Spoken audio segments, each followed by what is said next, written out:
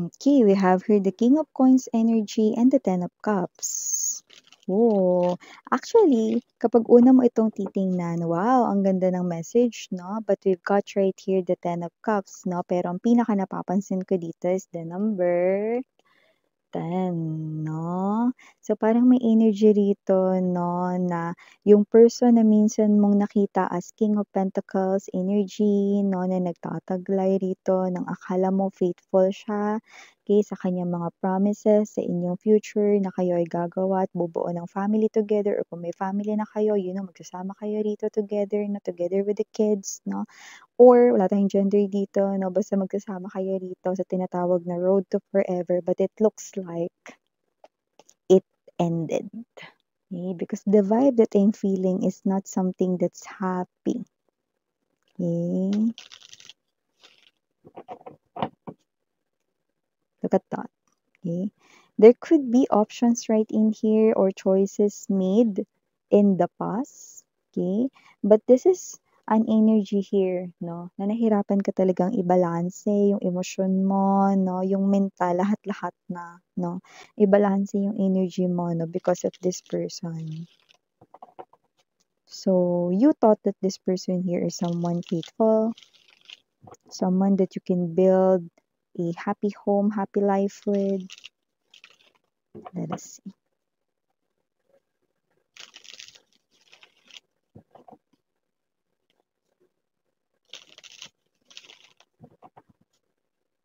Okay.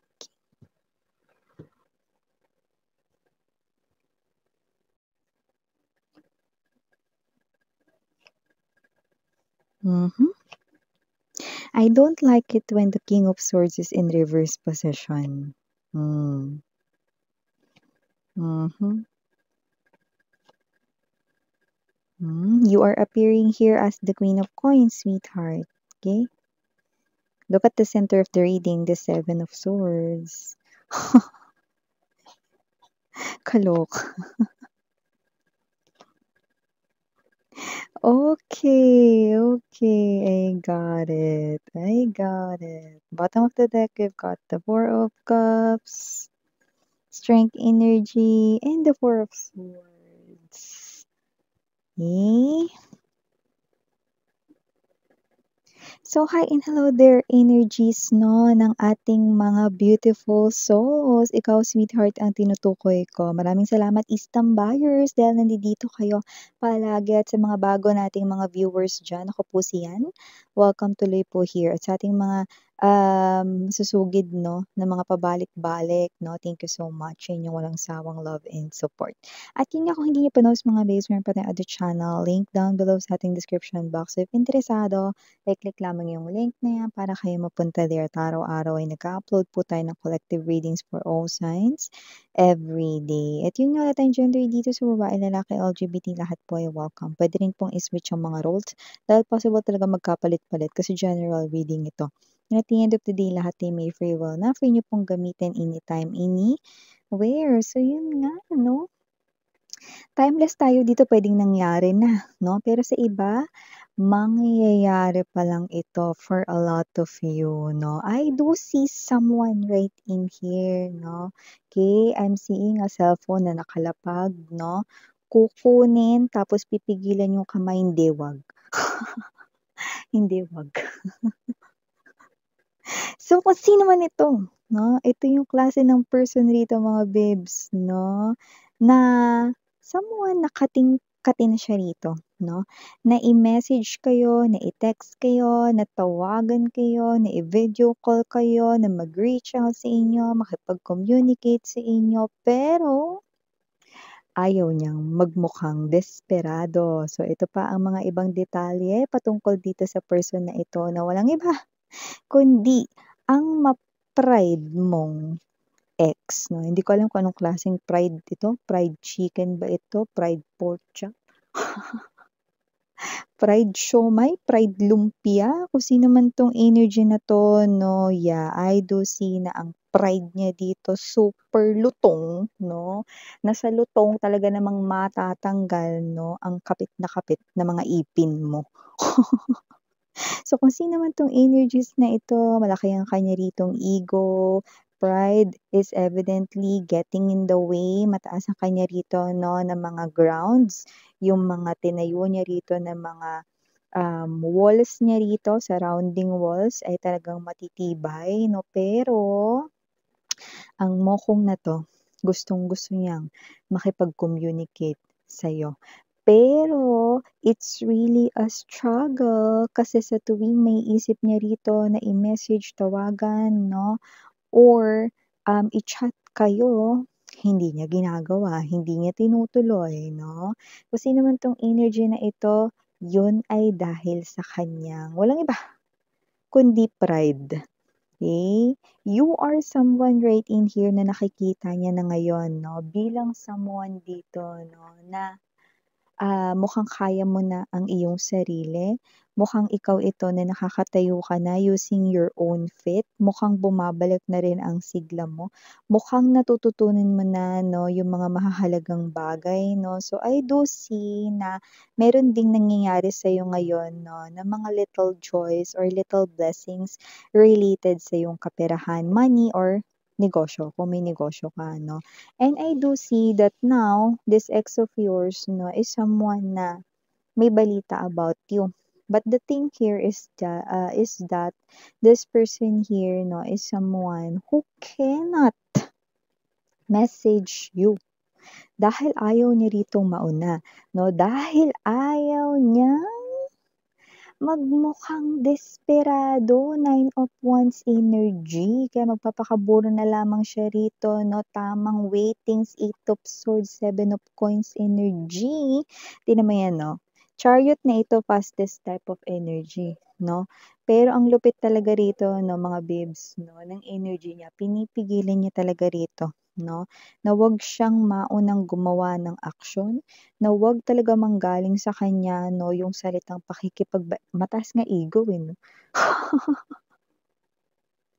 'No, full of airs 'no, punong-puno ng hangin ang kanya rito 'no, na head 'no, para siya rito nung past life niya, lagi ko sinasabi 'no, siguro nung past life ito hindi ito human 'no, isa siyang hot air balloon. Someone who's, that bad temper and someone who is, mayabang, medyo masyadong mataas yung tingin niya sa sarili niya, 'no. Pero look at that, you're not talking with this person, you're focusing on your own business, kung ano yung ginagawa mo sa life mo, nagfo-focus ka sa trabaho mo, sa pamilya mo, sa mga dapat mong gawin, sa mga hobbies mo, sa mga interests mo, 'no, dun ka nagfo-focus dito, 'no. Pero look at that, look at the struggle that this person here is facing right now. Sobrang nahihirapan siyang kontrolin ang sarili niya. That's why binigay ko na example yung nakita natin sa ating vision 'no. I'm seeing a phone and then someone picks it up and then someone, "Wag, hindi." So maybe this person here is trying to open the email or, the message, or the messenger, trying to type something, no? Tapos buburahin, tapos hindi itutuloy i-send, tapos ibababa ulit yung phone, tapos mag-iisip na naman siyang i-message or tawagan kay dito or pag pinindot niya na yung number mo, no? If that is still your number, this person here, before it rings, hina-hang up niya agad, pinapatay niya agad 'no, hindi niya hinahayaang mag-ring ito 'no. So, whoever this energy is na look at that. Ikaw busy ka sa sarili mo rito, sa mga ginagawa mo, sa trabaho mo, samantalang siya mga babes 'no, busy siyang pigilan ang sarili niyang 'wag kang kausapin, pero kating-kati na siyang kausapin ka. Ace of Swords energy. You know that kating-kati, kaya yun yung ginamit natin na word 'no, because yun yung nakita kong nag-flash sa aking vision 'no, that's why I use it, okay, because the spirit guides 'no, ay throwing, okay, those clues 'no, kagaya nung word na yun. Nakakaloka yung kating-kati. And yeah, this person here no is full of desperation. I do see that this person here once left you because the Ace of Cups is here, pero it's in reverse now. So definitely this person here wants to come back to you, pero ayaw niyang mauna. mauna ka raw. What? Like, what the H is this person here trying to tell us here, no? The universe is actually showing this, okay, to you guys, no? So that you can be able to figure out, no, why you're feeling some kind of sometimes, no, niisip mo tong person na to, pero hindi mo na nga siya iniisip, no? Or sometimes, why you are hearing his or her name everywhere, no, ay hindi mo na nga siya iniisip, no? Wala ka na ring pakialam sa kanya 'no, or sometimes Four of Swords energy 'no, napapanaginipan mo siya talking to you, eh, hindi mo na nga siya iniisip 'no. What the H is happening 'no, it is because this person here really wants to talk to you in 3D 'no, in this world right now 'no. But dahil malaki ang kanyang ego, hindi niya ito ginagawa. But every day is definitely a struggle. Each day, every day, bawat araw, no? So whoever this energy is, this energy here is someone na nahihirapan talaga rito, no, na kontrolin ang kanyang sarili, no? Yung kanyang mind hindi niya makontrol, no? Okay, so I do see that this person here, naiisip na lang niya kayo rito bigla, naiisip niya kayong kamustahin dito, no? So I do see that this person here still thinks of you. That's definitely 103% truth. Okay? And yung iba sa kanila, kung meron silang motorcycle or may car sila, no, nakikita ko sila rito, no, na nagda-drop by, medyo malayo, no, pero yun nga, no, dun sa parang, I don't know, if that's a kanto, no, or if that's a road, no, na malapit na sa house ninyo, mga ganyan. Okay? So, nakikita ko siya na saglitan, no, na nagda-drop by dun. Yan, no. Whoever this energy is, yes. Okay? So, kung sino man 'tong energy na 'to, definitely, okay, meron pa rin siyang mga ginagawa rito 'no, na wala kayong kaalam-alam. Okay?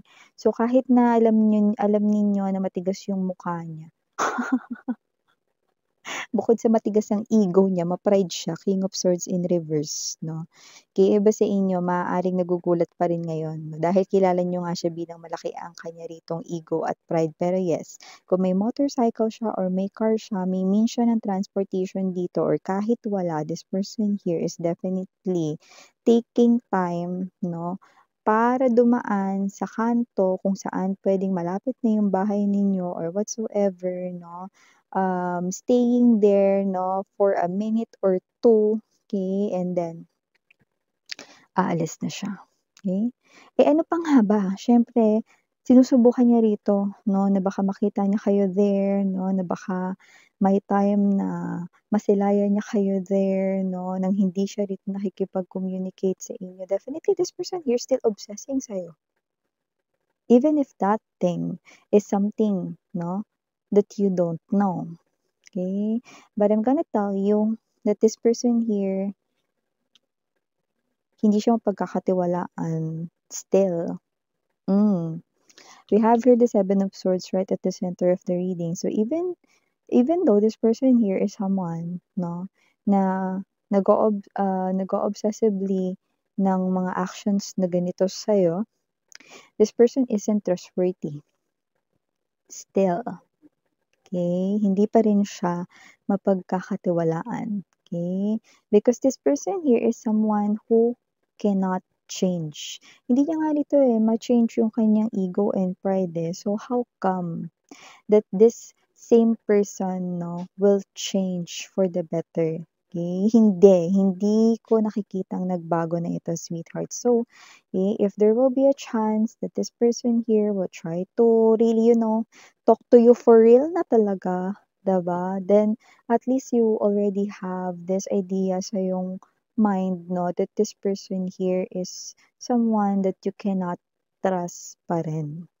Okay? At mararamdaman mo rin naman 'yan 'no, kapag nakita mo siya. The energy will tell it sa'yo, okay? And kung sino man ito, tignan mo naman, 'di ba, alpha couple mooks naman 'no. Nakita ko rito siya yung may kasalanan tapos gusto niya ikaw pa yung gumawa ng paraan na maunang makipag-usap sa kanya. Hoy, teka nga naman. Kung sino man 'tong energy na 'to, aba teka nga naman. 'no? So, I do see that this person here 'no, maghihintay pa rin siya rito 'no, habang nakikita ko siyang naiinip. So, isa talaga siya ritong feeling hari, feeling reyna 'no. Wala tayong gender dito 'no, pero nakikita ko siya rito na maiinip sa kahihintay kasi wala na nga kayong pakialam 'no. Kaya kung energy niyo ito na wala na kayong pakialam dito sa person na 'to, then definitely this reading is yours 'no. And this person here na baka mamuti yung kanya rito 'no, ng mga mata kakahintay dahil wala naman talagang mauunang action galing sa'yo. Kasi nga halos, karamihan sa inyo ay wala na kayong care or wala na kayo ritong pakialam sa person na 'to 'no. 'Di ba, eh, siya yung may kailangan dito, 'di siya yung lumapit 'di ba? Hindi yung ano, kayo pa yung inaasahan niya ritong lalapit. Ano siya, cold? 'Di ba? So, yeah, for the initials written here, yes, we do have. Unang-una na diyan 'no, letter C. We also have here the letter T.